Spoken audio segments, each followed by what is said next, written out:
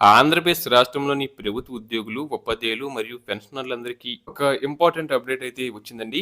రాష్ట్ర ముఖ్యమంత్రి నారా చంద్రబాబు నాయుడు గారు ఈ నెల చివరిలో ఉద్యోగ సంఘాల ప్రతినిధులతో ఒక కీలకమైన భేటీని నిర్వహించబోతున్నారు.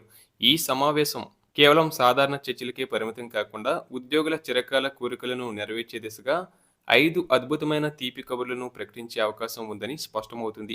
రాష్ట్ర ఆర్థిక పరిస్థితిని గాడిలో పెడుతూనే మరోవైపు ఉద్యోగుల సంక్షేమానికి పెద్దపీట వేయాలన్నది ప్రభుత్వ ప్రధాన ఉద్దేశం. ఈ క్రమంలోనే ఉద్యోగ భద్రత, వేతనాల పెంపు, పదోన్నతులు మరియు పెండింగ్లో ఉన్న ఇతర ఆర్థిక ప్రయోజనాలపై ప్రభుత్వం ఒక స్పష్టమైన రోడ్ మ్యాప్ను సిద్ధం చేయవచ్చని సమాచారం. ముఖ్యమంత్రి గారి ఈ నిర్ణయం ద్వారా రాష్ట్ర వ్యాప్తంగా ఉన్న లక్షలాది మంది ఉద్యోగ కుటుంబాల్లో కొత్త వెలుగులు నిండబోతున్నాయి. ఇక మొదటగా గత కొంతకాలంగా పెండింగ్లో ఉన్న డిఏ మరియు డిఆర్ బకాయిల చెల్లింపు ప్రక్రియ వేగవంతం కానుంది. జూలై 2018 నుండి జనవరి 2024 వరకు, అంటే దాదాపు 232 నెలల సుదీర్ఘ కాలానికి సంబంధించిన బకాయిలు పెండింగ్లో ఉండటం వల్ల ఉద్యోగులు తీవ్ర ఆర్థిక ఇబ్బందులకు ఎదుర్కొంటున్నారు. ప్రభుత్వం ఈ నెలాఖరున జరిగే సమావేశంలో వీటిని ఒకేసారి కాకుండా విడతల వారీగా చెల్లించేందుకు ఒక నిర్దిష్టమైన షెడ్యూల్ను ప్రకటించబోతున్నట్లు తెలుస్తుంది. దీనికోసం ప్రభుత్వం ప్రతి నెల సుమారు 4,000 నుండి 5,000 కోట్ల రూపాయలను ప్రత్యేకంగా కేటాయించాలని యోచిస్తుంది. ఈ బకాయిల వల్ల ఎవరెవరికి ఎంత మొత్తం వస్తుందో పరిశీలిస్తే 50,000 రూపాయలు బేసిక్ పే ఉన్నవారికి సుమారు 4 లక్షల రూపాయలు, అలాగే 70,000 బేసిక్ పే ఉన్నవారికి సుమారు 6 లక్షల రూపాయల వరకు అరియర్స్ రూపంలో అందే అవకాశం ఉంది. ఇది ఉద్యోగుల పొదుపు మొత్తాలకు పెద్ద ఊరటనిస్తుంది. అలాగే రెండవ అతిపెద్ద ముఖ్యమైన విషయం ఏంటంటే 12వ పిఆర్‌సి అమలు. ఏపీ ఉద్యోగులు, ఉపాధ్యాయులు మరియు పెన్షనర్లందరూ ఈ కొత్త వేతన సవరణ కమిషన్ కోసం ఎంతో ఆశగా ఎదురుచూస్తున్నారు. ప్రభుత్వం ఇప్పటికే దీనిపై ప్రాథమిక కసరత్తు మొదలుపెట్టింది. ఈ 12వ పిఆర్‌సి అమల్లోకి వస్తే కనుక ఉద్యోగుల బేసిక్ పే గణనీయంగా పెరుగుతుంది. దీంతో పాటు హెచ్ఆర్ఏ మరియు ఇతర అలవెన్సులు కూడా కొత్త స్కేల్స్ ప్రకారం మారుతాయి.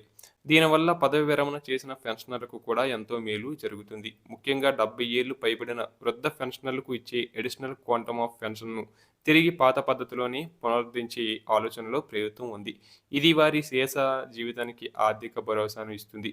అలాగే మూడవ అంశంగా ఐఆర్ అప్డేట్ను చెప్పుకోవచ్చు. కూటమి ప్రభుత్వం తన ఎన్నికల మేనిఫెస్టోలో ఇచ్చిన విధంగా పిఆర్‌సి నివేదిక వచ్చే వరకు ఉద్యోగులకు తక్షణ ఉపశమనంగా ఐఆర్ ప్రకటించవచ్చని సమాచారం.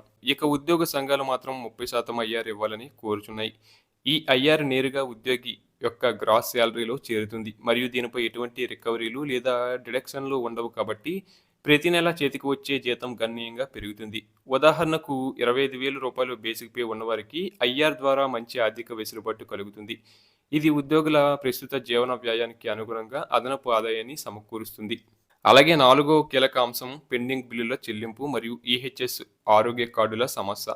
గత ప్రభుత్వ హయాంలో నిలిచిపోయిన 11వ పిఆర్‌సి బకాయిలు, రిటైర్మెంట్ బెనిఫిట్స్ మరియు మెడికల్ బిల్లులను త్వరగా క్లియర్ చేయాలని ప్రభుత్వం నిర్ణయించింది.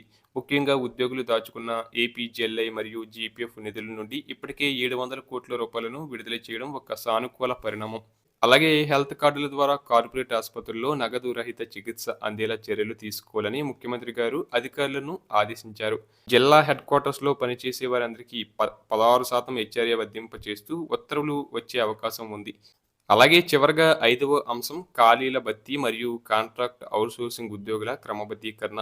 గత ప్రభుత్వం కేవలం కొన్ని శాఖల్లోనే కాంట్రాక్ట్ ఉద్యోగులను రెగ్యులరైజ్ చేసింది. కానీ విద్యాశాఖ వంటి ఇతర విభాగాల్లో వేలాది మంది ఇంకా ఎదురు చూస్తున్నారు. వీరిని 2023 యాక్ట్ 30 నిబంధనల ప్రకారం క్రమబద్ధీకరించే ప్రక్రియను ఈ ప్రభుత్వం వేగవంతం చేయబోతున్నట్లు తెలుస్తుంది. అదేవిధంగా సుమారు 1,00,000 మందికి పైగా ఉన్న అవుట్సోర్సింగ్ ఉద్యోగులకు సమాన పనికి సమాన వేతనం సూత్రాన్ని అమలు చేస్తూ వారికి ఉద్యోగ భద్రత కల్పించాలని ప్రభుత్వం భావిస్తుంది. అస్కస్ ద్వారా కాకుండా నేరుగా కాంట్రాక్టర్ల వద్ద పనిచేస్తూ మోసపోతున్న చిరు ఉద్యోగులకు కూడా ప్రభుత్వ సంక్షేమ పథకాలు వర్తించేలా చర్యలు తీసుకోబోతున్నారు. ఈ నిర్ణయాలన్నీ అమల్లోకి వస్తే కనుక ఆంధ్రప్రదేశ్ రాష్ట్రంలో ఉద్యోగ వ్యవస్థ మొత్తం బలోపేతం అవడమే కాకుండా ఉద్యోగులందరిలో పని పట్ల ఉత్సాహం మరియు ప్రభుత్వం పట్ల నమ్మకం రెట్టింపు అవుతాయి అనడంలో ఎటువంటి సందేహం లేదు.